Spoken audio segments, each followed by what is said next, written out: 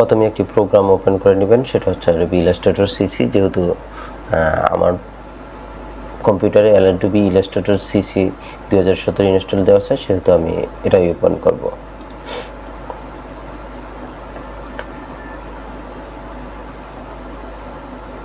যাদের Illustrator install দেওয়া নাই সেই সম্পর্কে একটা ভিডিও দেওয়া আছে, হ্যাঁ, আপনারা চাইলে সে ভিডিও দেখে ডাউনলোড এবং ইনস্টল করে নিতে পারবেন।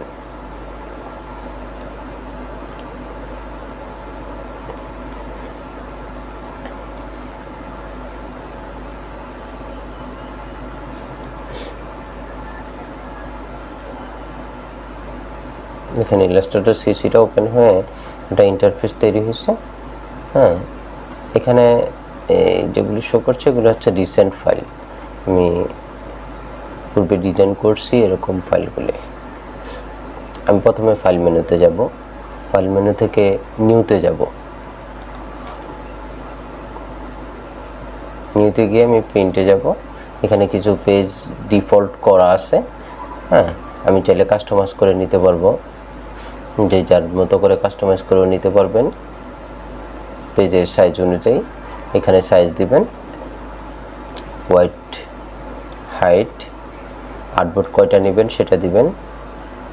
এখানে যদি আপনারা ব্লিড দিতে চান তাও দিতে পারবেন। আর একটা জিনিস অবশ্যই খেয়াল রাখবেন, সেটা হচ্ছে যে এখানে কালার মোডটা যেন অবশ্যই CMYK থাকে। ক্রিয়েট দিলাম।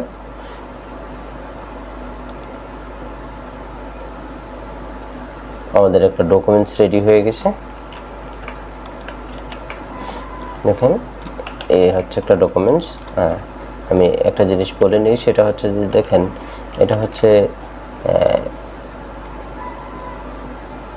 Adobe Illustrator bounding area. আপনি এর বাইরে কাজ করতে পারবেন না। এই যে কালো দাগটা দেখতে পাচ্ছেন, এটার বাইরে কাজ করতে পারবেন না।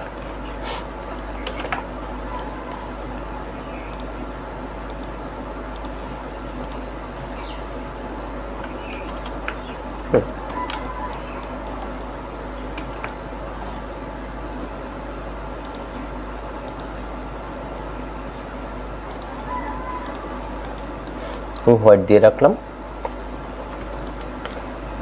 আমি আজকে আপনাদেরকে কয়েকটা টুলস সম্পর্কে আইডিয়া দিব। লং ভিডিও করব না, তাহলে শিখতে সমস্যা হবে, অনেকের মাথায় ঢুকবে না। সেজন্য আমি চাচ্ছি যে শর্ট ভিডিও করে প্রতিদিন 2-3টা টুল সম্পর্কে আইডিয়া দিলে আস্তে আস্তে হয়ে যাবে, ক্লাসগুলি কমপ্লিট হয়ে যাবে। তো প্রথমেই আমরা মুভ টুল অথবা সিলেকশন টুল সম্পর্কে বলছি।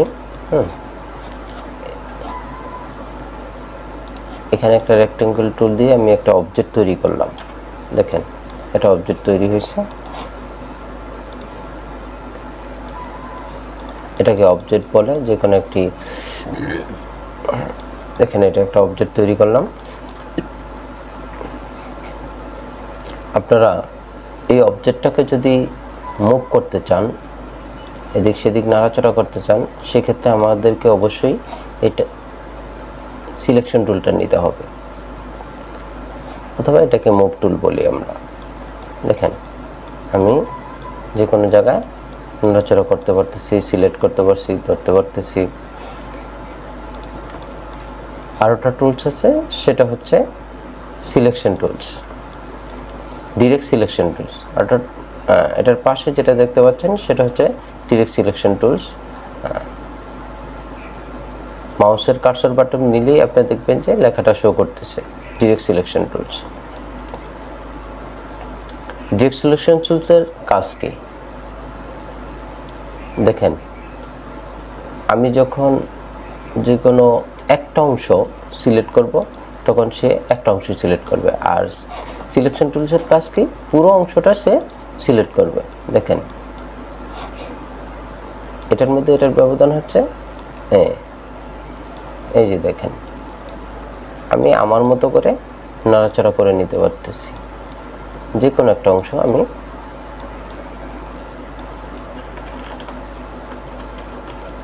এই হচ্ছে সিলেকশন টুল এবং ডিরেক্ট সিলেকশন টুলসের কাজ। আমি আপনাদেরকে আগেও বলছিলাম এটা হচ্ছে বাউন্ডিং এরিয়া। হ্যাঁ, এটা সম্পর্কে একটু বলে নেই। দেখেন, এটার বাইরে আমরা কাজ করতে পারবো না। আর এই যে পেজ ক্রিয়েট করলাম, এই পেজ হচ্ছে আমাদের প্রিন্টিং এরিয়া সাইজ। আমরা যেই আমাদের এক ধরনের একটা ব্যানার তৈরি করলাম, ব্যানারটার সাইজ কত হবে সেটার সাইজ নিলাম, সেটার আউটপুট নিলাম। অথবা একটা বিজনেস কার্ড তৈরি করলাম, সেটার সাইজ নিব। এই হচ্ছে সেটার সাইজটা। এখন আমি আপনাদেরকে বলছিলাম যে এটার বাউন্ডিং এরিয়া, দেখেন এর বাইরে আমরা গিয়ে কাজ করতে পারবো না, এর বাইরে যেতেই পারবো না। যখন যাব তখন দেখছে can not move this object, the requested transformation would make some object fall completely off the drawing area. Drawing এরিয়ার বাইরে চলে গেছে, সেটাই আমাদেরকে বুঝিয়ে দিল মেসেজ দিয়ে। এখন দেখেন, আমি যখন রেক্ট্যাঙ্গল টুল দিয়ে একটা অবজেক্ট তৈরি করলাম, সেখানে একটা কালার দিয়েছি।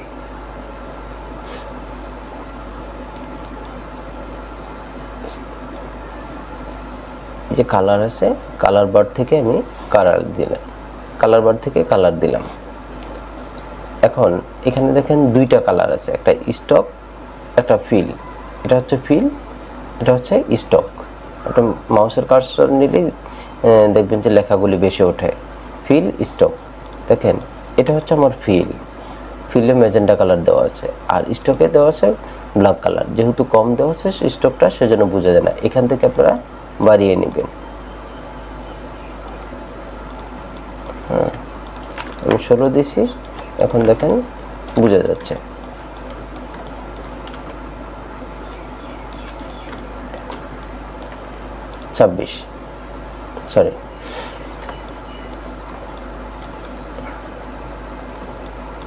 এরপরে আর একটা কাজ দেখাবো, সেটা হচ্ছে টাইপ টুল।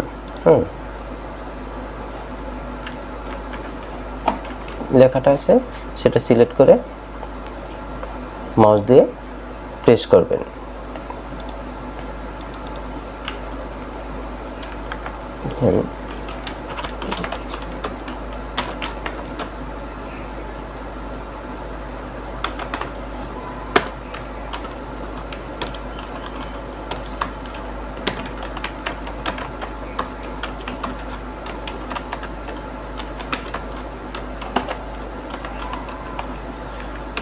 গ্রাফিক ডিজাইন কোর্স আমি লিখলাম। আমি এটার উপরে নিয়ে আসলাম, এটাকে হোয়াইট কালার দিলাম। আপনারা যে কোনো কালার এখান থেকে চুজ করে নিতে পারবেন। আমি হোয়াইট দিলাম, হোয়াইট দিলে স্পষ্ট বোঝা যাচ্ছে। দেখেন আমার এটা যেটা আছে সেটা হচ্ছে লেফট অ্যালাইনমেন্ট আছে। এখানে প্যারাগ্রাফ থেকে আমি অ্যালাইন লেফট। আবার এই লেখাটাকে যদি আমি সেন্টারে চাই, তখন অ্যালাইন সেন্টার দিতে পারবো না। তখন এই লেখাটা দেখেন সেন্টার হয়ে গেছে, অর্থাৎ এটার মাঝামাঝি চলে আসছে। আর যদি রাইটে দিতে চাই, তাহলে রাইট থেকে শুরু হবে লেখাটা, এরকম বোঝা যাচ্ছে। এ হচ্ছে অ্যালাইনমেন্টের কাজ।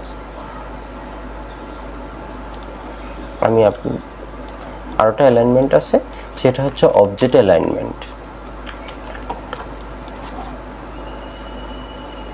আমার যদি এখানে অ্যালাইনমেন্ট না থাকে, সেক্ষেত্রে আমি এটা হচ্ছে শর্টকাট বার্ব। আমি এখান থেকে নিব, উইন্ডোতে যাব, উইন্ডোতে গিয়ে এখানে অ্যালাইনমেন্ট খুঁজে নেবেন। হ্যাঁ, এই যে অ্যালাইন, এটা আমি বাম পাশে রেখে দিলাম। দেখেন এই অ্যালাইনটা কি কাজে লাগে। আমি আরটা কপি করে নিলাম, সেম অবজেক্ট। কপি করতে হলে আপনাকে কিবোর্ডের অল্টার প্রেস করতে হবে। দেখেন মাউসটা আমি এখানে নিলাম আর অল্টার প্রেস করলাম, সিলেক্ট করলাম, অল্টার প্রেস করলাম। দেখুন অটোমেটিকলি মাউসের কার্সরটা চেঞ্জ হয়ে গেছে। আপনারা দেখতে পাচ্ছেন যে এখানে আরেকটা কপির মতো দেখেন নিচে একটা তৈরি হয়ে আসছে সাদার মতো দেখেন। এটা দিয়ে আমি যখন টেনে নিব, শিফট ধরে নিলে আমার সমান যাবে, শিফট ধরে না নিলে সমান যাবে না। নিয়ে এখানে দুইটা একসঙ্গে ছেড়ে দেব, মাউস এবং কিবোর্ডের অল্টার দুইটা একসঙ্গে ছেড়ে দেব। দেখেন আমার 4টা অবজেক্ট তৈরি হয়ে গেছে এখানে। আমি যদি অবজেক্টগুলিকে অ্যালাইন করতে চাই, হ্যাঁ, আমি এই অ্যালাইন থেকে অ্যালাইন করে নিতে পারবো। এটাকে আমি হরিজন্টাল অ্যালাইন করে নিলাম।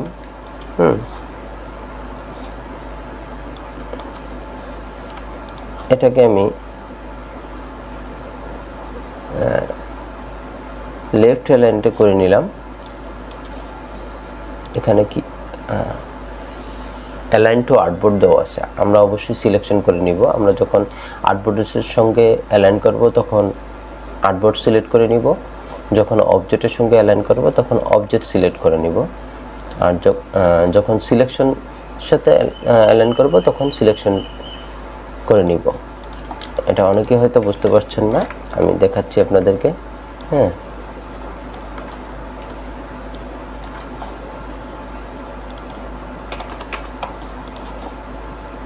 আমি আমার পেজে চলে গেলাম।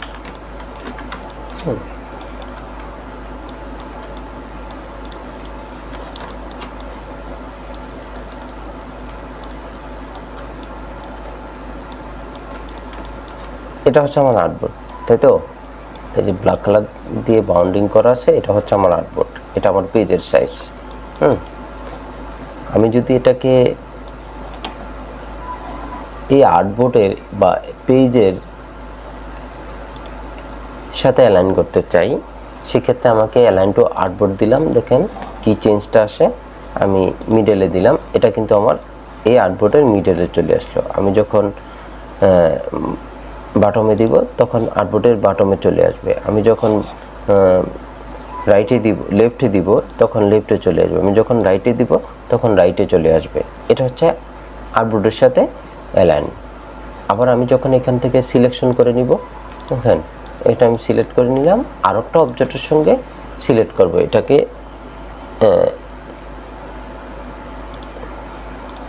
আর একটা অবজেক্টের সঙ্গে সিলেক্ট করাকে বোঝায় হচ্ছে অ্যালাইন টু সিলেকশন।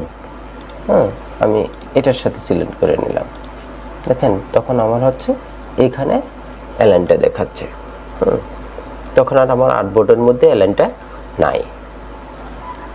যখন আমার যেখানে প্রয়োজন আমি সেখানে নিতে পারবো। আরেকটা জিনিস খেয়াল করবেন, এখানে আরেকটা অবজেক্ট আছে, সেটা হচ্ছে দুটো অবজেক্ট যখন আমি সিলেক্ট করব তখনই শো করবে অ্যালাইন টু কি অবজেক্ট। এখন আমার এটা যদি আমি মিডলে নেই মিডলে যাবে, হ্যাঁ, যদি সাইডে নেই সাইডে যাবে। এটা যদি আমি লেফটে নিই লেফটে যাবে। যেদিকে নিতে চাই আমি সেদিকে নিতে পারবো। এই হচ্ছে অ্যালাইনের 3টা কাজ। আর আমি অল্টার প্রেস করে কপি করছিলাম। আর একটা জিনিস দেখে আপনাদেরকে, সেটা হচ্ছে যে মেনু বার থেকে আপনারা কপি পেস্ট করে নিতে পারবেন। এখানে দেখেন কপি আছে, হ্যাঁ, কপি নিলাম, কপি তারপর হচ্ছে এডিটে গিয়ে আবারও এখানে পেস্ট আছে, পেস্ট ইন ফন্ট আছে, পেস্ট ইন ব্যাক আছে। আমি পেস্ট দিয়ে দিলাম, দেখেন একটা অবজেক্ট তৈরি হয়ে গেছে। তাহলে আর আমার কিবোর্ড থেকে অল্টার প্রেস করে নিতে হবে না।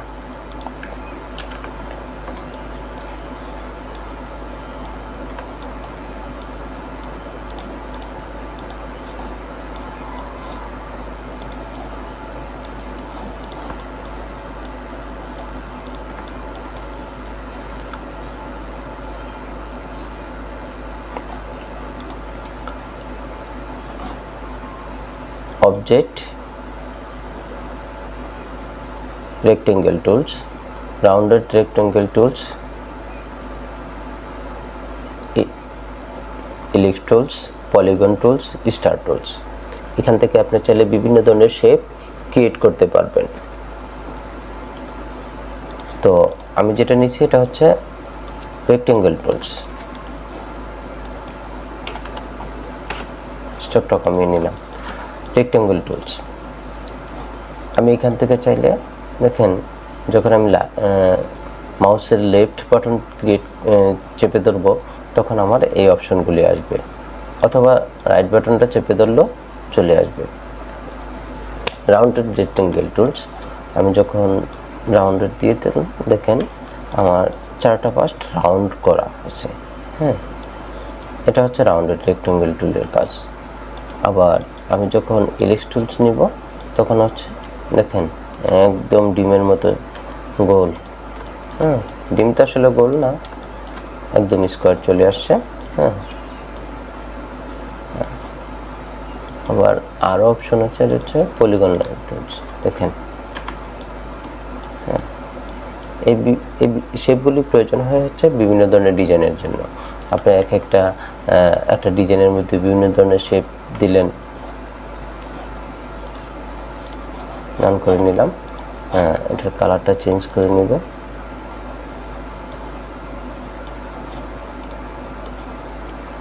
হ্যাঁ, দেখুন কালারটা চেঞ্জ করে নিব।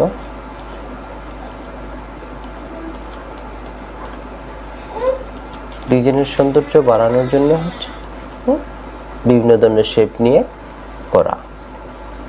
আপনি চাইলে আপনার মতো করে শেপ তৈরি করতে পারবেন পেন টুল দিয়ে, সেটার কাজ পরে দেখাবো। ভিডিও লং করা যাবে না, তাহলে অনেকের শিখতে সমস্যা হবে। তো আজকে এই পর্যন্তই, সবাইকে অসংখ্য ধন্যবাদ। ভিডিওটা মনোযোগ সহকারে দেখবেন, পুরো ভিডিও না টেনে দেখবেন, তাহলে হয় কি আপনারা ভালো করে বুঝতে পারবেন। একটু পরপর আপনারা মাউস কিবোর্ডের কার্সর দিয়ে টেনে টেনে দেখলেন, মোবাইল থেকে টেনে টেনে দেখলেন, তাহলে বুঝতে পারবেন না। ধন্যবাদ সকলকে আমার সাথে থাকার জন্য। আশা করছি পরবর্তী ভিডিওগুলি ঠিক সময় পেয়ে যাবেন আপনারা।